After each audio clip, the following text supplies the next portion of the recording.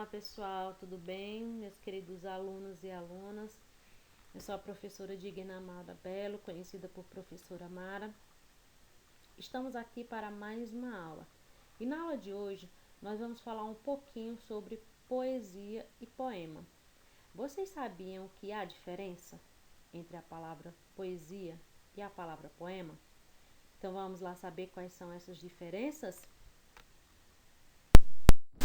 Poesia. Vamos primeiro saber o que é poesia. A poesia não é mais do que uma brincadeira com as palavras. Nessa brincadeira, cada palavra pode e deve significar mais de uma coisa ao mesmo tempo. Isso aí é também isso ali. Toda poesia tem que ter uma surpresa. Se não tiver, não é poesia. É papo furado. Essa é uma citação de José Paulo Paes. E ela fala realmente assim o que é a poesia. A poesia é esse jogo de palavras, é você utilizar as palavras para expressar várias coisas, ter vários significados. Mas vamos entender um pouquinho melhor o que é a poesia para depois entendermos o que é um poema. Vamos lá? Então vamos lá à pergunta interessante para a gente entender melhor o que é poesia e poema. Poesia e poema querem dizer a mesma coisa? Vamos lá. Poesia é um termo que vem do grego, no sentido original, poiesis. É a atividade de produção artística, a atividade de criar ou de fazer. De acordo com essa definição, haverá poesia sempre que, criando ou fazendo coisas, somos dominados pelo sentimento do belo. Sempre que nos comovermos com lugares, pessoas e objetos. A poesia, portanto, pode estar nos lugares, nos objetos e nas pessoas. Assim, não só os poemas, mas uma paisagem, uma pintura, uma foto, uma dança, um gesto, um conto, por exemplo, podem estar carregados de poesia. E também uma música, um filme, né? Pode estar carregado de poesia, pode trazer esse sentimento do belo, de perfeição. Então, a poesia não está só nos poemas. Mas como assim, professora? Poema? Vamos entender melhor o que é poema? O poema é uma palavra que vem do latim poema, que significa poema, composição em verso, companhia de atores, comédia, peça teatral, e do grego poiema. Vocês viram que em latim se fala e se escreve da mesma forma que em português, né? O que se faz obra, manual, criação do espírito, invenção. Ou seja, poema é poesia que se organiza com palavras.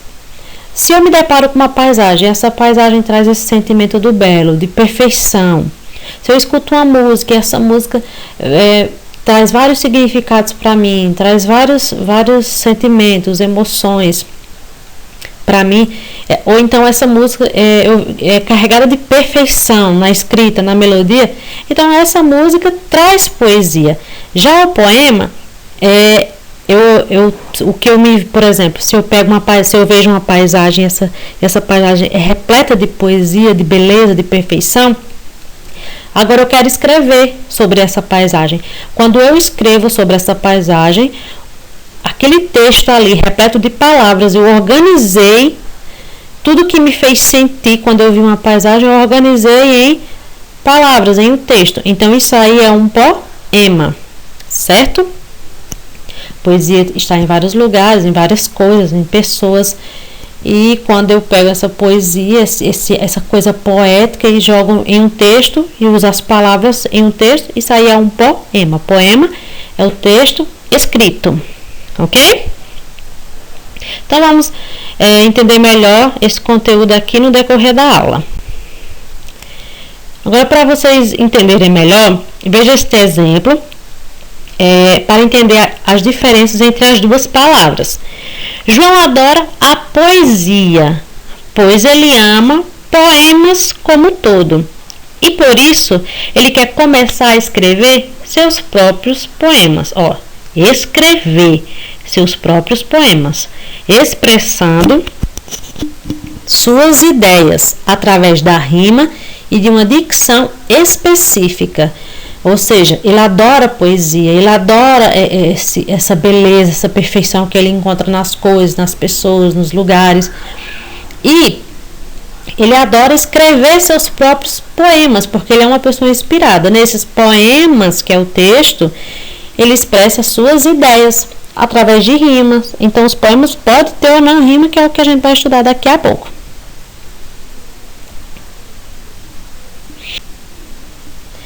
Agora, olha que interessante esse poema de um grande escritor chamado Fernando Pessoa. Ele é um dos maiores escritores do mundo. Ele é um poeta português. Olha o título desse poema. O que vai falar nesse poema? O poeta é um fingidor. O poeta é um fingidor. Finge tão completamente que chega a fingir que é dor a dor que deveras sente. E os que leem o que escreve, na dor lida, sentem bem. Não as duas que ele teve, mas só as que eles não têm. A que eles não têm. E assim, nas caras de roda, gira a entreter a razão. Esse comboio de corda que se chama coração. Calhas de roda significa trilhos e comboio de corda significa trem de brinquedo.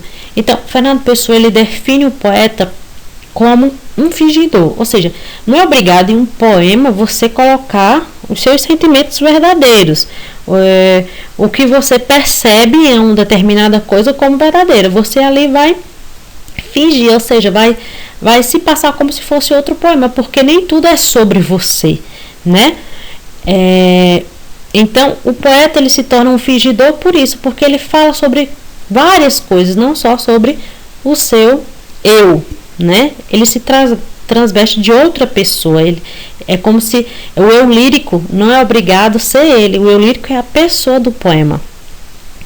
E é interessante também que o que ele passa ali naquele poema, as pessoas que leem aquele poema ali, cada uma vai ter o seu significado. Esse poema vai trazer vários significados para várias pessoas.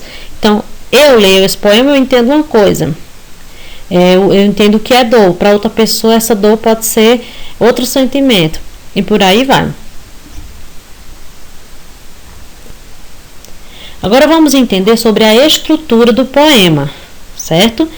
Como ele é feito. Verso. Cada linha de um poema é chamada de verso. Normalmente possuem efeitos sonoros, como rimas, e um ritmo constante. As frases são agrupadas em pequenas seções. Aí eu peguei esse verso aí do poema anterior, de Fernando Pessoa, para vocês entenderem que o verso é essa linhazinha aí. Cada linha é chamada de verso, tendo ou não rimas no final desse verso, ou no meio, como a gente vai entender daqui a pouco. Rimas. O que são rimas? Uso de combinações de palavras que apresentam certa semelhança de som, ou seja, combinações de palavras com semelhanças de som, sendo usado pelo poeta para tornar o poema mais musical e sonoro. A rima, gente, ela pode ser utilizada no fim do verso, mas também ela pode ser utilizada no interior do verso, ou seja, dentro do verso, no meio do verso. Quando ela é utilizada no fim, ela é chamada de rima externa. E quando ela vem no interior do verso, no meio do verso, por exemplo, ela é chamada de rima interna. O uso de determinados tipos de rima varia de acordo com a intenção do autor, ou seja, o que ele quer trazer, o efeito que ele deseja trazer no poema. Aí eu coloquei uma estrofe do poema que a gente leu para vocês verem aí, tá grifada as rimas, elas estão grifadas. O poeta é um fingidor, finge tão completamente que chega a fingir que é dor, a dor que deveras sente. Então, as rimas que têm o mesmo som, as palavras que têm o mesmo som no finalzinho, a gente atribui letras. Por exemplo, a rima dor, da palavra fingidor, rima com o terceiro verso a palavra dor. Então, é rima A. Completamente, o ente rima com a palavra sente, ou seja, o segundo verso rima com o quarto verso. Então, para essa rima, a gente chama ela de rima B. Sobre os tipos de rimas, a gente não vai ver agora nessa aula. A gente está só fazendo um apanhado geral da diferença entre poesia e poema. Estrofe. A estrofe é justamente como chamamos as seções de um poema, constituídas por versos. Cada estrofe é separada por uma linha em branco, uma linha imaginária. Não é obrigado você desenhar lá a linha com alguma cor, é só aquela linha imaginária, só o espaço. No poema abaixo foram colocados os traços para vocês identificarem os espaços de cada estrofe. Ou seja, nesse poema aí eu tenho 1, 2, 3, 4 estrofes. Eu coloquei essa linha vermelha só para separar as estrofes da outra, mas quando vocês forem digitar ou escrever um poema, vocês não precisam colocar nada, é só dar o espaçozinho. E esse poema aí é um dos maiores poemas do mundo, né, do poeta Gonçalves Dias, chamado Canção de Exílio. Agora eu vou mostrar para vocês outro modelo de poemas, chamados poemas concretos. São poemas visuais que trazem um significado de forma visual. Esse poema é chamado de poema Vai e Vem. É um poema de José Lino. Olha como estão distribuídas as palavras. Dá a ideia de vai e vem mesmo, dá a ideia de ida e volta, né? Não tem estrofe, ele é feito dessa forma aí que vocês estão vendo. E qual a ideia que quer trazer? Do vai e vem. O vai e vem, para mim, significa o vai e vem da vida, né? O vai e vem das coisas, o vai e vem dos sentimentos. E vocês veem que o significado está nesse vai e vem das palavras aí, na distribuição das palavras. Outro poema. A palavra lixo, ela é composta de várias palavrinhas. Luxo é um poema de Augusto de Campos, de 1965, e pode significar várias coisas. Para mim, essa palavra lixo aí, feita de várias palavrinhas de luxo, que para mim mostra que as pessoas compram coisas desnecessárias para luxar, né, para ter luxo, e acaba que essas coisas viram lixo, né? Ou também muitas pessoas que são cobertas de luxo são vazias e tratam as outras pessoas como lixo. E aí vai de cada um, né? O poema é isso, para cada pessoa pode trazer um significado diferente. Agora eu trouxe para vocês um exemplo de um poema bem diferente. Esse poema é chamado de Não Te Amo Mais, é um poema atribuído a Clarice Lispector. Não te amo mais, estarei mentindo dizendo que ainda te quero como sempre quis. Tenho certeza que nada foi vão. Sinto dentro de mim que você não significa nada. Não poderia dizer mais que alimento um grande amor. Sinto cada vez mais que já te esqueci e jamais usarei a frase eu te amo. Sinto, mas tenho que dizer a verdade. É tarde demais. Esse poema está significando alguma coisa, né? A pessoa não está nem mais aí para outra. Agora vamos ler ele de baixo para cima, para ver o que ele significa. É tarde demais. Sinto, mas tenho que dizer a verdade. Eu te amo e jamais usarei a frase já te esqueci. Sinto cada vez mais que alimento um grande amor. Não poderia dizer mais que você não significa nada. Sinto dentro de mim que nada foi em vão. Tenho certeza que ainda te quero como sempre quis. Estarei mentindo dizendo que não te amo mais. Então é um poema só que traz dois significados totalmente diferentes quando você lê ele de uma forma, de cima para baixo, de baixo para cima. Então é isso, pessoal, a poesia é isso, cheia de significados. Dentro de um poema você escreve esse poema, e esse poema é repleto de poesia. Essa foi a nossa aula, espero que vocês tenham entendido. Um abraço em todos e até a próxima aula. Fiquem com Deus.